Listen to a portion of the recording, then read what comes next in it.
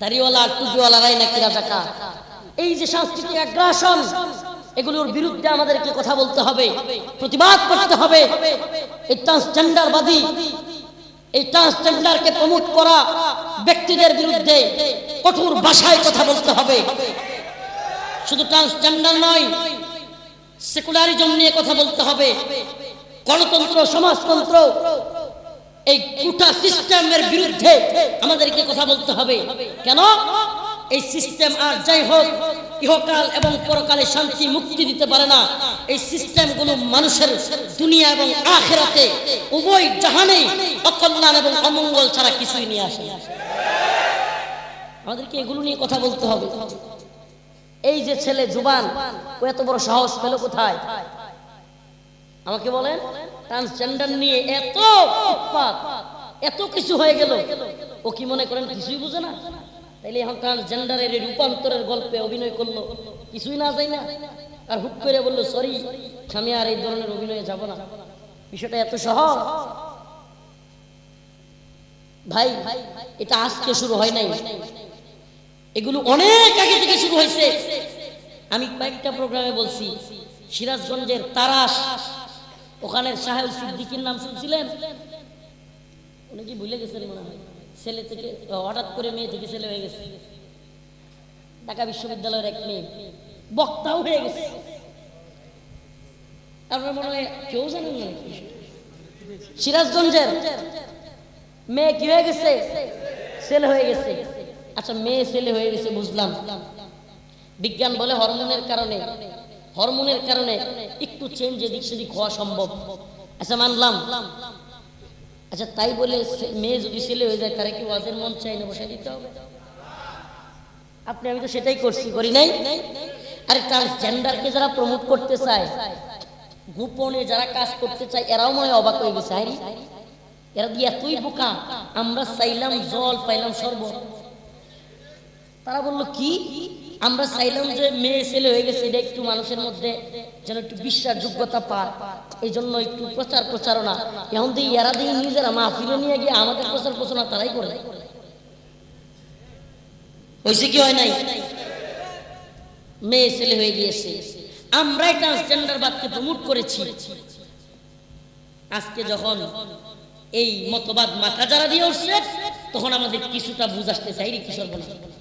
কিন্তু এরা তো 1-2 দিনের প্ল্যান করে না, এরা তো দীর্ঘমেয়াদী প্ল্যান করে।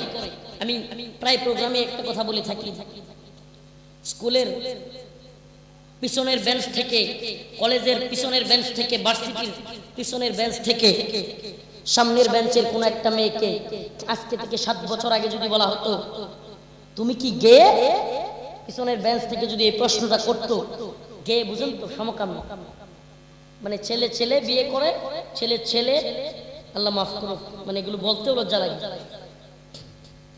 মেয়ে মেয়ের সাথে ফিজিক্যাল রিলেশন করে, শারীরিক মেলামেশা করে, এই অসভ্য কাজ। আজকে থেকে 7 বছর আগে যদি কোনো ছেলে সামনের বেঞ্চের একটা মেয়েকে বলতো তুমি কি সমকামী বা গে, আমি কনফার্ম মুরব্বীরা আমার সাথে একমত হবে। আজকে থেকে 7 বছর 10 বছর আগে হইলে ওই মেয়েটা পায়ের জুতা খুলে ছেলেটাকে মারে। অবস্থা কি হয়েছে? এখন যদি কোনো ছেলে কোনো মেয়েকে জিজ্ঞেস করে তুমি কি সমকামী, ও বলবে না আমি এমন না। কি বলবে? আরে না আমি এমন না, মানে একটা মেয়েলি ভাব নিয়ে বলবে আমি কি না এমন না। পরিবর্তনটা বুঝতে পারছেন?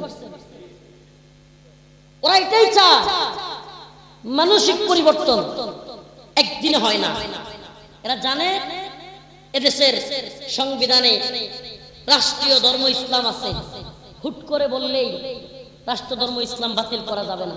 যদিও রাষ্ট্র ধর্ম ইসলাম নামে আছে, মদেরও হালাল, সুদও হালাল, পতিতালয় হালাল, হুজুর কয় কি সব হালাল। এ ভাই, হালাল আরবি শব্দ নাকি বাংলা শব্দ? হালালের বাংলা অর্থ কি হবে? বৈধ। হালালের বাংলা, হারামের বাংলা কি হবে? আমাকে বলেন মদ বাংলাদেশে বৈধ না অবৈধ রাষ্ট্রীয়ভাবে? তাইলে যদি বৈধ হয় তাইলে এটাই তো হালাল।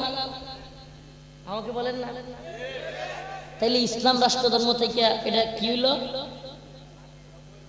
মদের বোতলের মধ্যে বিসমিল্লাহ লেখা রাখলে মদ কি হালাল হয়ে গেল?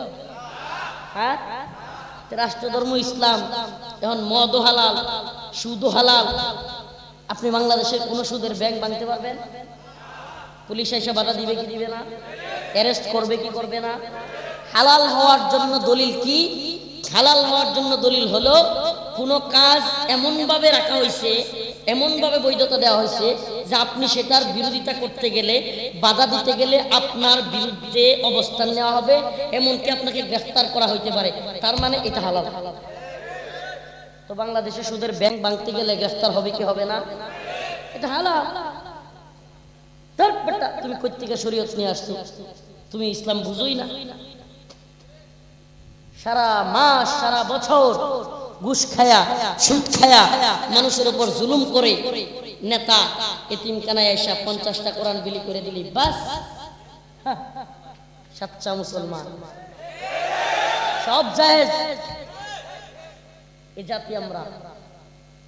কোরআন বিলি করে দিলাম 500, বাহ। আরে দিয়ে কোরআনে যা আছে একটাও মানি না। কোরআনের হক কথা বলতে গেলে আমি আলেমের হুজুরের বিরুদ্ধে যাই। এই হুজুররা খালি বেশি বুঝে। ইসলামে তো কঠিন নাকি? কি বলে ইসলামে তো কঠিন নাকি? প্রিয় ভাইরা আমার, বন্ধুগণ আমার, এই জন্য বলি এই হালাল হারাম গুলো নিয়ে আমাদের কথা বলা উচিত। আল্লাহ পাক যাকে হারাম করেছেন আজ তাকে হালাল করা হচ্ছে। আল্লাহ পাক যাকে হারাম করেছেন সেগুলোকে হালাল, আল্লাহ পাকের হালাল গুলোকে হারাম। আচ্ছা, বালেগা হওয়ার পরে কোনো মেয়েকে বিয়ে দেওয়া হারাম না হালাল ইসলামে?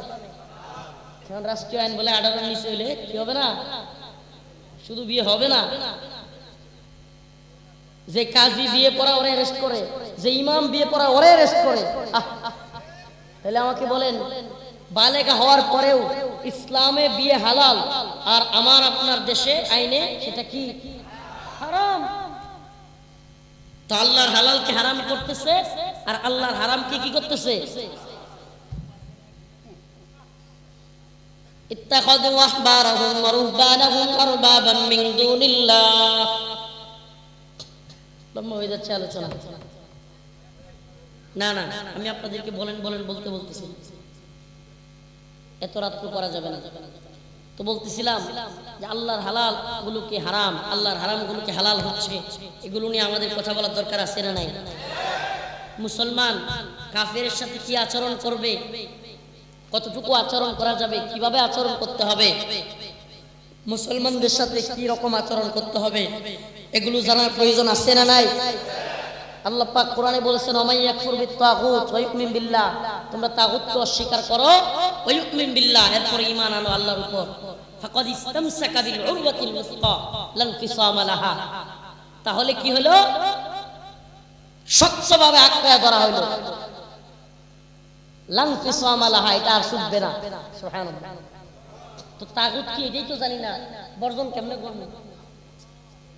আমাকে বলেন তো, তাগুত জানবার দরকার আছে না নাই? একটা সংজ্ঞা দিয়ে যায়, আল্লাহর বিরুদ্ধে যদি কেউ আইন রচনা করে, আল্লাহর বিরুদ্ধে যদি কেউ কথা বলে, আল্লাহর আইনকে যদি কেউ অমান্য করতে বলে, এবং কোনো ব্যক্তি যদি তাদের অনুসরণ করে এবং সেও যাদেরকে মানা হলো সেও সন্তুষ্ট চিত্তে মেনে নেয়, তাহলে সেই ব্যক্তি, সেই পীর, সেই নেতা, সেই মূর্তি, এগুলো সব তাগুত। বুঝাইতে পারি না? মানে কোন ব্যক্তি আল্লাহর বিরুদ্ধে সরাসরি গেল, আল্লাহর বিরুদ্ধে আইন করলো, আল্লাহ পাক যা বলছেন তার বিরুদ্ধে অবস্থান নিল, এবং মানুষও তাকে মেনে নিল। মানুষ কি করলো? সন্তুষ্ট চিত্তে, এবং তাকে মাইনে নেওয়ার কারণে সেও খুশি, ব্যাস সে আল্লাহর জায়গায় বসে গেছে। সে কোথায় বসছে?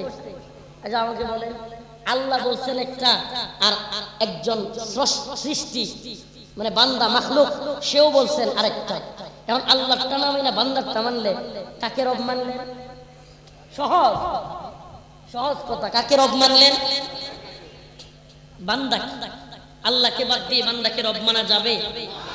আল্লাহ পাক আমাদের সবাইকে আল্লাহকে রব হিসেবে পেয়ে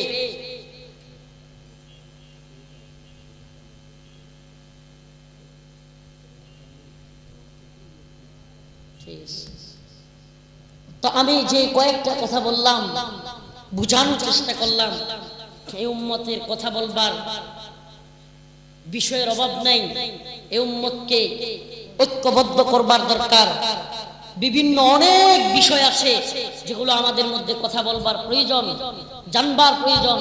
এগুলো বাদ দিয়ে আমরা যেন উম্মতের মধ্যে আরো বেশি ফাটল তৈরি না করি এবং উম্মতকে যেন দিন বিজয়ের পথে, ইসলামের পথে ঐক্যবদ্ধভাবে থাকবার সুযোগ করে দেই এবং তাদেরকে বুঝবার সুযোগ করে দেই। এই কাজগুলো আমরা করব তো ইনশাআল্লাহ। আল্লাহ পাক আমাদের সবাইকে দিন বিজয়ী কাফেলায় শরীক হওয়ার তৌফিক দান করুন। ওয়া আখিরু দাওয়ানা, বসেন, দোয়া হবে। তার আগে মসজিদের জন্য